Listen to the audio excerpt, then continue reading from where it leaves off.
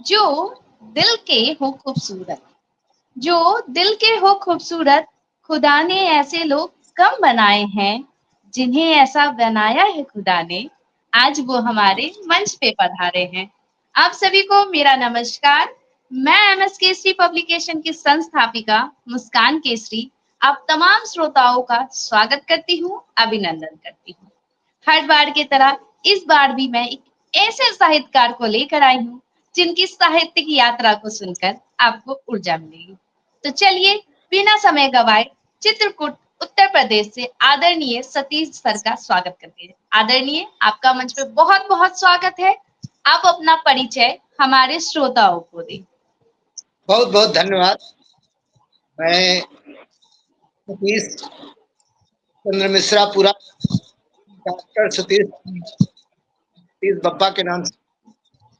मैं एक साहित्यकार 1978 साहित्य लेखन में लगातार लिख रहा हूँ। सभी लोग अखबारों में, किताबों में आता रहता। मैं अपने परिचय में तो मैं एक घर में जन्म लिया और अपने संतान था, और मैं आज साहित्य सेवा में हूँ। बहुत ही बेहतरीन आदरणीय, बहुत ही बेहतरीन। तो जैसा कि आपने बताया कि आप चित्रकूट उत्तर प्रदेश से हैं, तो अगर हमारे श्रोता वहां जाते हैं तो ऐसी कौन कौन सी स्थली है जिन्हें उन्हें घूमना चाहिए, और ऐसी कौन सी खास व्यंजन है जो उन्हें खाना भी चाहिए, इसकी जानकारी हमारे श्रोताओं को दे। वैसे सभी लोग जानते हो, तीर्थ स्थल का नाम पौराणिक स्थल जो भारत के जुड़ा हुआ है। वहाँ स्टेशन भी है जहाँ बम्बई से भी अच्छा। गाड़ियाँ, वहाँ चित्रकूट से उतर करके सीधे राम मोहल्ला जाए और राम घाट में स्नान करके मोहल्ले में परिक्रमा। आज गोदावरी है, और बहुत है, देखने लायक है। बहुत से लोग आते जाते हैं, कभी रहते हैं, अंदर जाकर गुफा में पानी बहता है। और सती अनसुईया है जहाँ माता अनसुईया ने अपना समय बिताया और भगवान वहीं पर जानकी कुंड है, भारत का विश्व स्तर का जो बहुत पुराना है। वहां पर बिल्कुल। अपनी आंखों का इलाज करा। बहुत अच्छा स्थल है, अच्छा, देखने लायक है। ये तो बहुत ही शानदार बातें आपने हमारे श्रोताओं को दी। तो अगर आप चित्रकूट उत्तर प्रदेश जाए तो सतीश सर ने जो भी बातें आपको बताई हैं उन सभी जगह जरूर जाए, और उन सारे व्यंजनों को खाना भी ना भूले। तो जैसा कि सतीश सर आपने बताया कि आप खुद भी एक साहित्यकार है, एक लेखक है, तो आपको क्या लगता है वर्तमान समय में आज के युवा साहित्य में रुचि रखते हैं या नहीं? आज के युवा हैं, वो पूरा होते जा रहे हैं। जब से मोबाइल से घटिया परोसी जाती है, हमारी है। बिल्कुल। मुझे ऐसा लगता है आज के युवा पीढ़ी में हमारे असली साहित्य है, वो हृदय से जुड़ा हुआ होता था। तो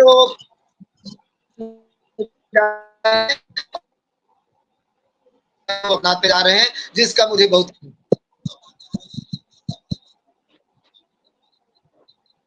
तो इसकी वजह क्या हम मान सकते हैं? आज के अगर युवा मान ले कि अगर साहित्य में सक्रिय नहीं है, तो इसकी वजह क्या है? इसकी वजह एक तो माहौल जो है इस समय लोग जा रहे हैं, और ये मोबाइल भी अदा कर रहा है। भी ऐसा नहीं है जो मुल्क है, पुस्तकें जो है, इसलिए अच्छी और पुस्तकालयों की और जो फी भी उसका जो है, तो यही कहीं ना वजह है। कहीं इसकी वजह हम लोग सोशल मीडिया को तो मान सकते हैं ना कि सोशल मीडिया के आने के बाद बच्चों में भटकाव आया है और बच्चे अब पुस्तकें नहीं पढ़ते हैं, जिसके कारण वो साहित्य के क्षेत्र में नहीं आ सकते हैं। जी।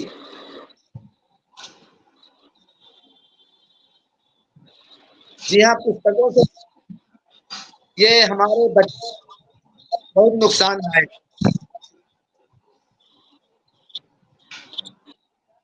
बहुत ही शानदार आदरणीय। तो अगर आपसे पूछा जाए कि आज के युवाओं को किस तरह की पुस्तकें पढ़ना चाहिए, तो आपका सजेशन क्या होगा? हमारे ज़माने में पुस्तकें आती थी पहले, जैसे कि क्या करता था, बाल भारती और नंदन हो, जिसे हम लोग बाज़ार में जाते थे या मेले में जाते थे। आज हम देखते हैं कि हमारे किशोरावस्था के बच्चे हैं, तो उसको ध्यान नहीं दे रहे हैं। जबकि हमें अच्छे लेखकों की मार्केट में पुस्तकें मिल जाती हैं और हमें ज़्यादा से ज़्यादा, जैसे हमारे यहाँ एक साहित्यकार हैं डॉक्टर भगवान उपाध्याय, उन्होंने एक पुस्तक लिखी है जो बच्चों के बहुत प्रेरणादायक है। पीहू के नाम से लिखा है। बहुत अच्छा उन्होंने लिखा है। एक तोते का स्कूल उन्होंने लिखा है। बिल्कुल आदरणीय। तो आदरणीय इसी बातों के साथ अभी तो बहुत सारी खास बातें आपसे करनी है। इसके साथ ही हम चाहेंगे कि आप अपनी एक बेहतरीन प्रस्तुति हमारे बीच रखें।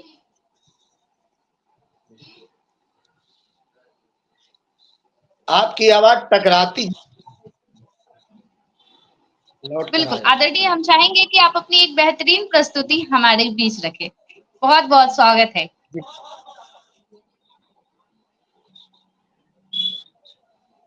बोलिए।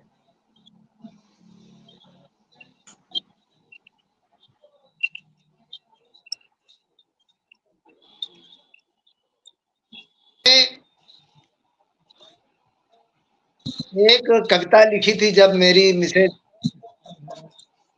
लिखना बंद कर दिया था, फिर मैं वो कविता दैनिक भास्कर में छापा था 21 अप्रैल 2023 को।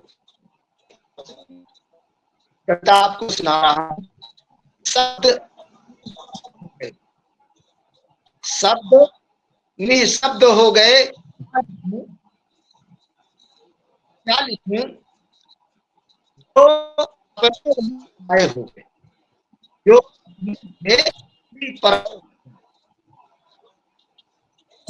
सागर से गहरी संवेदनाएं, सागर गीत बनकर लबों की आए,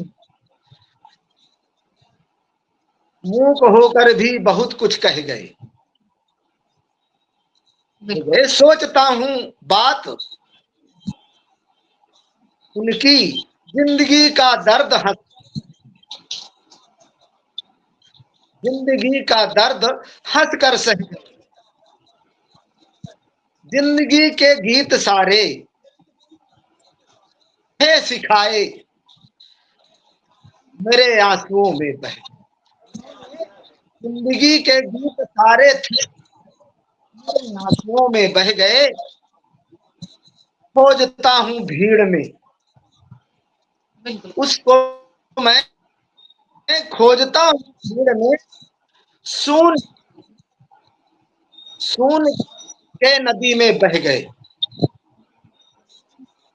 जिंदगी के किताब के पन्नों में, जिंदगी के किताब के पन्नों को, जिंदगी के किताब पन्नों को वो एक कोरे कर गए। शब्द निःशब्द हो गए। ये कविता मैंने लिखी जो दैनिक भास्कर में जी छपी थी। आदरणीय। यार सभी याद नहीं रहती जो आपको फिर भी बहुत ही शानदार तरीके से आपने ये बेहतरीन सी प्रस्तुति दी है आदरणीय। तो जैसा कि कहा जी। जाता है कि हर किसी के जीवन में कोई ना कोई प्रेरणा स्रोत होता है। तो आपके साहित्यिक जीवन में हाँ, आपके प्रेरणा स्रोत कौन है? मेरी पत्नी मेरे साहित्यिक, जिसके लिए मैंने एक किताब लिखा है, का नाम भी शोभा था।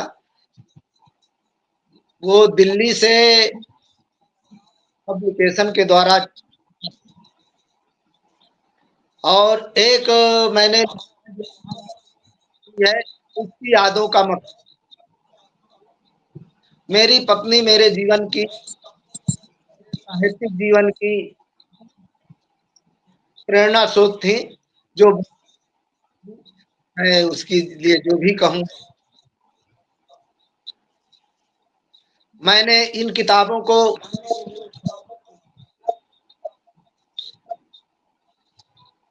बहुत ही बेहतरीन आदरणीय। तो आपको क्या लगता है एक बेहतरीन वक्ता या एक बेहतरीन कवि बनने के लिए हमें किस किन बातों पर ध्यान देनी चाहिए और किस तरह से अपनी यात्रा प्रारंभ करनी चाहिए? हमें एक अच्छा कवि, हमें अच्छी मानसिक, अच्छा माहौल, जिसमें कोई डिस्टर्ब न कर सके, जो देखें। प्रेम है एक जगह की, जो आंखें बंद और जो सामने दिखाई देता है वही हम, हकीकत क्या है उसे बयान करेंगे। सभी को उसे डरना नहीं चाहिए, जो हकीकत है उसको ऐसे बयान करना चाहिए जो जिस आदमी, जो समाज के लिए एक प्रेरणा बन सके, जो भविष्य के लिए एक उदाहरण बन सके। कविता ऐसी रचना लिखनी, तो आदरणीय आपकी हमें किसी, साहित्यिक यात्रा कब आदरणीय आपकी साहित्यिक यात्रा कब प्रारंभ हुई और आपने ऐसी कौन सी विषय चुनी थी अपनी पहली रचना के लिए?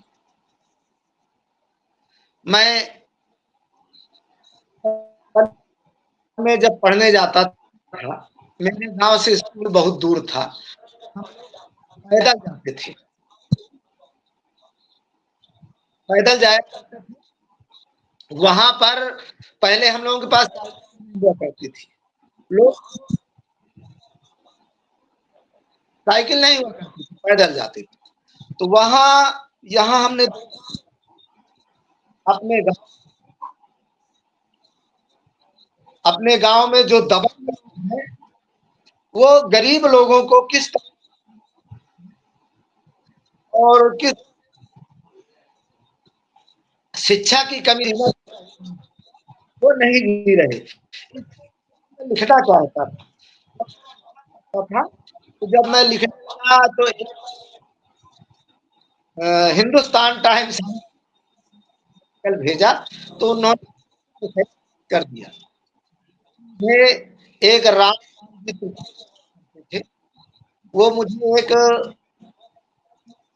प्रदर्शनी, क्या मतलब, चित्रकूट में जो है साहित्यकार जो डॉक्टर उर्मी कृष्ण जी हैं, अभी उनके राम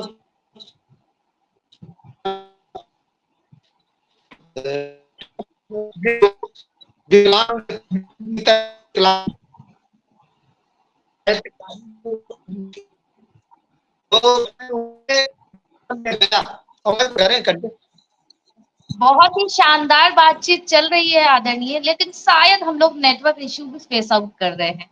तो इसके साथ ही मेरा अच्छा आज के लिए आपसे अंतिम प्रश्न होगा कि आप हमारे श्रोताओं के लिए जी, क्या कहना चाहेंगे? हम श्रोताओं को ये कहेंगे कि सके पढ़ने का जो है वो लोग मन बनाए, और भाई प्रेम स्नेह बनाए, हुई हो उसे नजरअंदाज करें, और हम उनका प्यार चाहते हैं, और हम इस के क्षेत्र में अधिक से अधिक योगदान दें, और पुस्तकों को पढ़ें, और साहित्य का मनोबल बढ़ाएं। बिल्कुल आदरणीय। तो बहुत ही शानदार बातचीत होनी हमारी थी और सतीश सर साहित्यिक अगर यात्रा की बात करें तो बहुत ही सक्रिय होकर अपनी भूमिका निभा रहे हैं और हम लोग इस वीडियो को आज इसलिए यहाँ रोक रहे हैं क्योंकि आज सतीश सर के साइड कुछ ज्यादा ही नेटवर्क इशू हो रही है। लेकिन इसका मतलब ये नहीं कि मौसम हम सही लोग नहीं विभिन्न है। विषयों पर चर्चा नहीं करेंगे। हम लोग इस वीडियो को जी बहुत सारा प्यार देंगे, यही उम्मीद करते हैं हम तमाम श्रोताओं से। और नेक्स्ट वीडियो जल्द सतीश सर के साथ जी पुनः जी आएगी, जिसमें आप सभी के प्रश्नों का उत्तर देते हुए नजर आएंगे आदरणीय सतीश जी। तो चलिए, अभी मैं आप तमाम श्रोताओं से लेती हूँ अलविदा। फिर मिलूंगी मैं अगले सत्र में एक नए साहित्यकार के साथ। तब तक आप सभी को नमस्कार। इस वीडियो पे अपना प्यार देते रहें। धन्यवाद।